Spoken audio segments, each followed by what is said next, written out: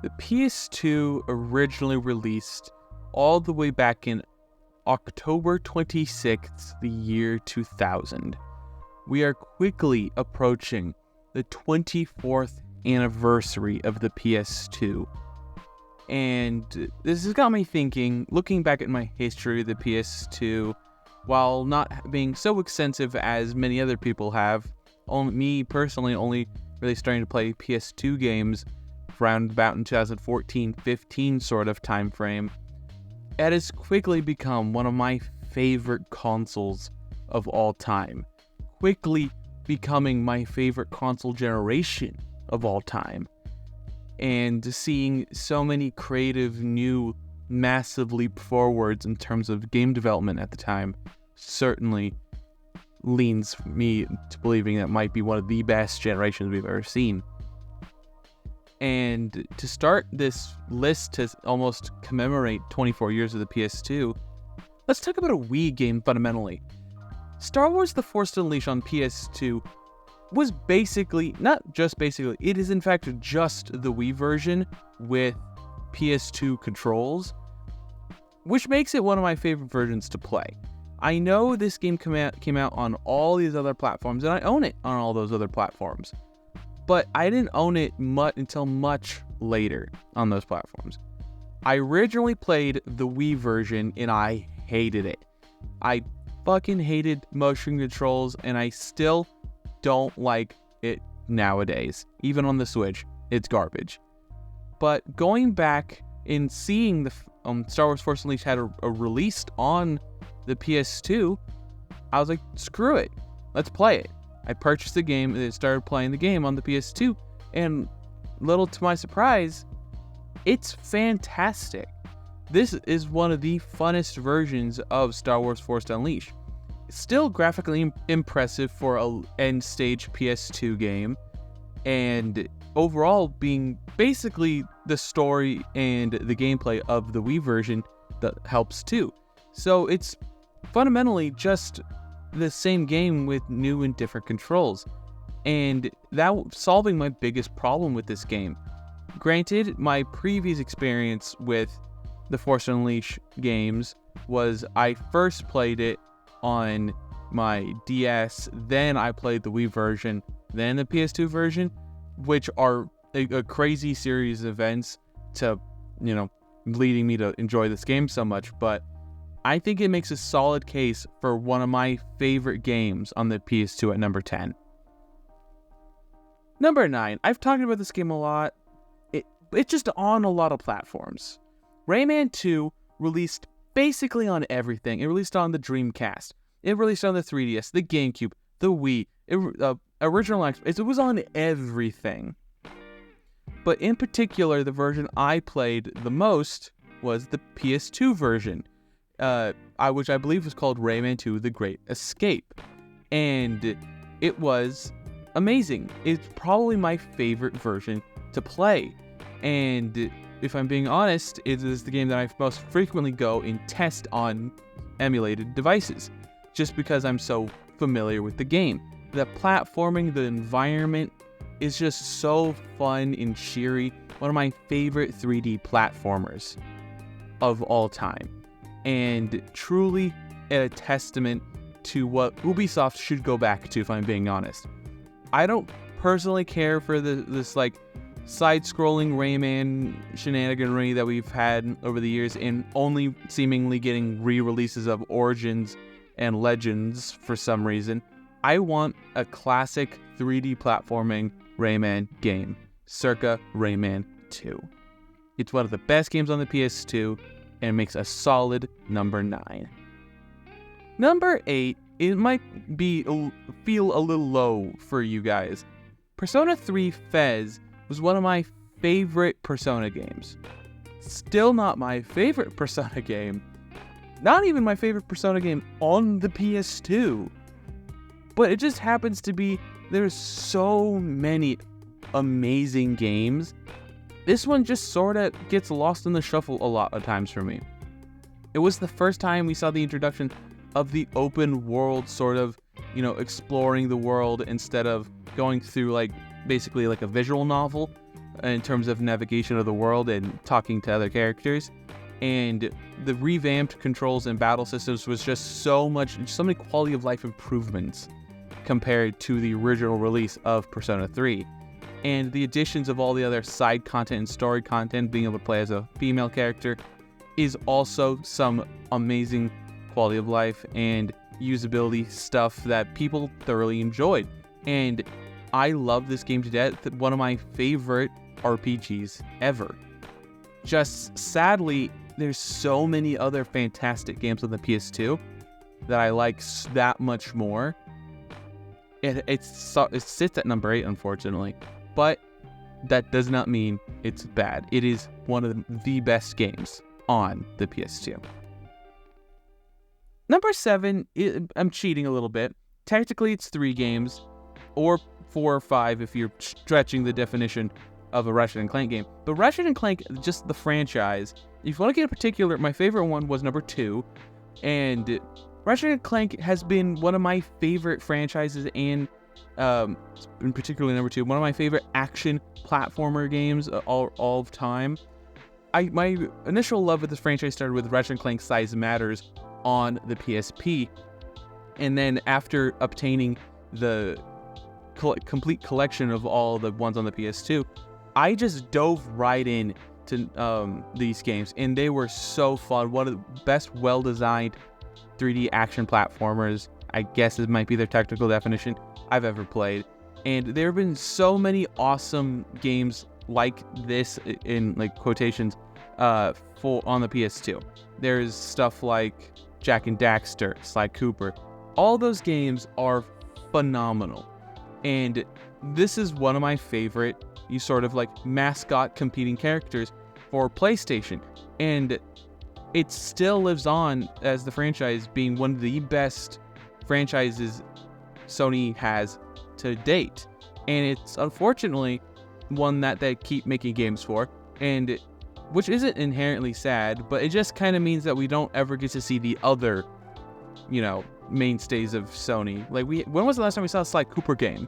And am I right? Like, it's been a long time, and I kind of wish maybe they'll let Ratchet & Clank rest a little bit and finally give us something else that was so beloved around the same time frame. Number 6, Sly Cooper, one of my favorite action platforming adventure games. My original introduction to the franchise was on the PS Vita with the Sly Cooper Thieves in Time game. And needless to say, that game in particular was phenomenal, but we're talking about the original PS2 version. This game was so fun, and being able to explore that, I think what comes to mind immediately was that in that one of those first worlds where you're jumping on the platforms, like they're like gears, and you're in the middle of like this like underground cave situation. Very early in the game, I remember playing that level over and over again because I was so lost. And those memories of frustration and just pure relief when I finally got past it stick out to me greatly. And it's memories like that that really leave an imprint on you as a gamer of overcoming insurmountable odds and gaining a true deep appreciation for a game and a franchise, leading to long-standing fandom over a certain franchise. And because of that, Sly Cooper 1 in particular sits at number 6. Number 5, Shadow the Colossus. While I technically never actually finished this game, I actually deem as probably one of the best games of all time. And which is a strange, sort of paradoxical way to think about it, because I never finished the game. And I did that thing where you don't want to finish the game. You don't want that feeling to I don't really have a reason to come back to this. So I just never wanted to finish it. I know some people did that with Breath of the Wild, and they just kept gaining towers and clearing dungeons and puzzles because they didn't want the game to end. They wanted a reason to keep playing. I could truly say, though, Shadow of the Colossus was probably one of the best representations, one of the best arguments for saying are video games art. This game really solidified that belief in me that video games can be art. They can tell a compelling and very dramatic and serious story. This feels like you're playing a movie. And needless to say, it's so impressive to see that level of quality and imagination and scale of the world on the PS2. And seeing it get remade and remade multiple times, yeah, it's pretty annoying to buying the same game over and over again. But with each remake, it just kept getting better and better, becoming a mainstay in all my libraries of any PlayStation game I've ever had. That's why Shadow of the Colossus, strangely enough, because considering my whole dramatic talk about it, sits at number 5. Number 4 is Okami. Okami is one of those games that it was just downright just a joy to play. I never got that angry at it. I never had any particular moments that stick out to me being frustrating or maddening. I just had a good time. It's a game that made me feel good. The graphics were just stellar. I love the cell shading, the more, Japanese sort of art style. Okami, the dog itself, was just such a cute thing to look at. And a dog with sword is always fun. And that's why this game is so beloved to this day. I recently purchased it on my Nintendo Switch, and it still holds up incredibly well. The puzzles, the dungeon designs, it's just immaculate. I felt like this was sort of PlayStation, Sony, on the PS2's version of Legend of Zelda, because of, the puzzle design and just the environment and the kind of characters you encountered. Felt very Nintendo. Seeing that on the lineup of the best PlayStation games, it stands out for its stellar quality, well done art direction, and fantastic gameplay. It makes a solid number 4. Number 3 is a game that I've also talked about a lot, especially the version of it released on the PS Vita. Persona 4 is probably one of the best RPGs of all time. Probably for me, number 2 or 3 best RPG of all time. And it's just so well designed. The intricate murder mystery story that it tells, all the fun and interesting characters that you get to encounter, and even the relationships you get to build are just so interesting. The job system is so fun, and all of the hidden things you could discover through those other systems are just so immaculate and one of the best designed games of all time. And if I'm being honest, I wish they would do another, almost like a Persona 4 2, if we're stealing shit from Final Fantasy. I want to see this world continue. I want more of Persona 4. And I don't want it to be a fighting game, and I also don't want it to be a dancing game. I mean, what the fuck, Atlas? You're just making a fuck ton of weird spin-offs all the time for these games. Doesn't make any sense to me. We want more Persona. If I'm being honest, I do not care if we ever receive another fucking Persona fighting game or fucking dancing game again. Dear God, they're so dumb. Rant aside, Persona 4 is probably one of the most compelling story-wise games I've ever played, having me on the edge of my seat all the way through, even to the massive twist towards the end of the story, which I will not be spoiling. I urge everyone, if there's anything to take away from this video, is to go play this game. I don't care how you do it, but go play it. It is one of the best games I've ever played. It sits at number 3. Anyways, number 2 is Dragon Ball Budokai Tenkaichi 3. I think this is tonally a very stark change after what is, I say, one of the best RPGs of all time in Persona 4 to transitioning to a Dragon Ball fighting game. I get how this might seem weird to most of you, but personally, growing up as a big fan of Dragon Ball and not having many Dragon Ball games, one of the first games I ever bought for a PS2 was Dragon Ball Budokai Tenkaichi 3, and it was one of my favorite games of all time. And I remember before I even bought the PS2, I was playing this game on an emulator non-stop. It was so fun. I love Dragon Ball fighting games. I don't like most fighting games. I'm not a big Street Fighter guy. I'm not a big Tekken, not a big Mortal Kombat. I basically only play Smash Brothers and Dragon Ball fighting games in particular. And not even every Dragon Ball fighting game, like Dragon Ball Z Fighters, not a big fan of that.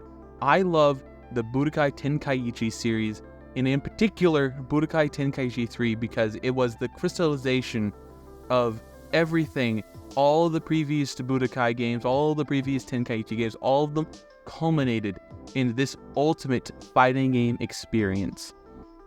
I remember having friends come over once I finally actually owned a PS2 in this game physically, come over and we spent hours playing this game.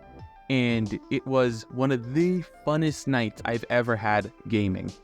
And it truly is so well designed. The character models are so well done. The cell shading, the texturing, phenomenal. Graphically, stunning in my opinion. A standout in the PS2 library. It has aged like fine wine, and another one of those games that I test on every emulator due to the intricate timing and button combinations for combos. So it's a great way to test things like latency and input lag, whether or not that is an issue on a given device. And it stands out at, for me, one of my favorite fighting games of all time on the PS2. Stands at number 2 on this list. Number 1 probably isn't surprising if you know my previous videos and stuff like that, and my history with Kingdom Hearts. Once again, this is technically cheating because I'm putting 1 and 2, but if you want to get more particular about it, in particular, I like number 2 more. So mentally for you, you can consider it, this number 1 is Kingdom Hearts 2, but for me, I think of it as 1 and 2 because they're both amazing, and I would play this game, both these games, over most of these games on this list. Hence it being number 1. Kingdom Hearts is one of the best games on the PS2. Most of these games are the best they have. This is the best of list. They're all fantastic in their own right. But for me, Kingdom Hearts 1 and 2 are just the best example of RPG, over-the-shoulder, third-person action sort of combat. Like, before I played Dark Souls, I played Kingdom Hearts, and there still isn't quite anything like Kingdom Hearts. The storytelling, regardless of how you feel about the timeline or the story itself, how confusing it is, it's still one of the best games of all time. And there's so many hidden secrets, so many fun stories in the game, so many side. It's just one of the best designed Kingdom Hearts games of all time, and they still haven't, in my head, topped Kingdom Hearts 2. Because Kingdom Hearts 3 was good, it was fine, but it still did not top Kingdom Hearts 2 for me. And Kingdom Hearts 2 in particular has some of my favorite characters of all time. And you get to see some new recurring characters, and there's new difficulty, options. There's more customizability in terms of your Keyblade. It is truly the pinnacle, for me at least, of games on the PS2. Some standout memories of Kingdom Hearts 2. A standout memory of Kingdom Hearts 2 was the Battle of 1,000 Heartless, that big battle in Hollow Bastion. Just the scale of it felt so cinematic. It felt like I was in a Disney movie. And don't get me wrong, this game has plenty of flaws. That first 2 hours of playing as Roxas, it is draining. It is so annoying, and I don't like it every time I play the game. But it's those small things that really make me love this game. It has a huge part in my childhood, starting all the way back to when I first played Kingdom Hearts Recoded on the DS. To me, this is the game I waited the longest to play as a kid, and for that, it stands at number 1. So what are your thoughts? Are you a big fan of the PS2? How old were you when the PS2 even came out? Because I wasn't even born when the PS2 came out. I'm so happy to make things like this list, and I'd love to hear your thoughts down below. What is your favorite PS2 game? I'm very interested to hear about it. Don't forget to leave a like, comment, and subscribe. All that other social media garbage down below. And last but not least, have a wonderful day.